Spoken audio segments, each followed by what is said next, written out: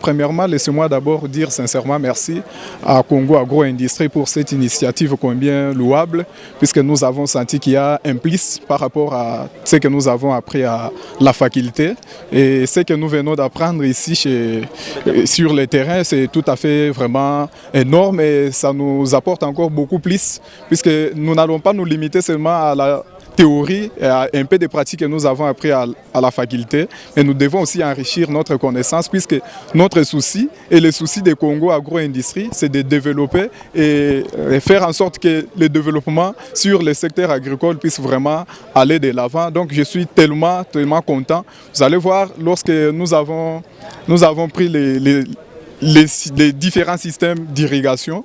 Par exemple, l'irrigation goutte à goutte, il y avait des informations que nous n'avions pas auparavant. Vous voyez, maintenant nous avons compris que c'est un système qui est beaucoup plus bénéfique puisque ça apporte de l'eau directement aux racines et il y a aussi facilité d'économiser de l'eau. Là aussi, c'est un plus que nous n'avions pas auparavant et maintenant, là, nous pouvons l'appliquer facilement dans nos terrains que nous sommes en train d'exploiter sur terre. Et pour l'avenir, vous louez que ces initiatives demeurent ? Oui, nous aimerions que ça ne puisse pas s'arrêter seulement ici, que Congo Agro-Industrie puisse vraiment intensifier les activités. Pourquoi pas aller aussi à l'Ikassi, descendre par exemple dans d'autres provinces, puisque l'agriculture c'est partout. Nous avons dit que pour mieux vivre, on doit toujours manger.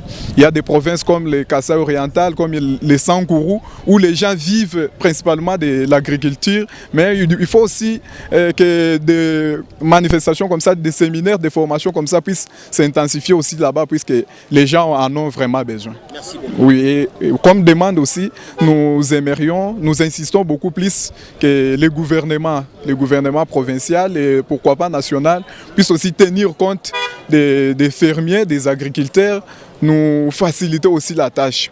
Nous avons parlé des routes de dessert agricoles. Je voulais aussi ajouter un autre aspect concernant les taxes.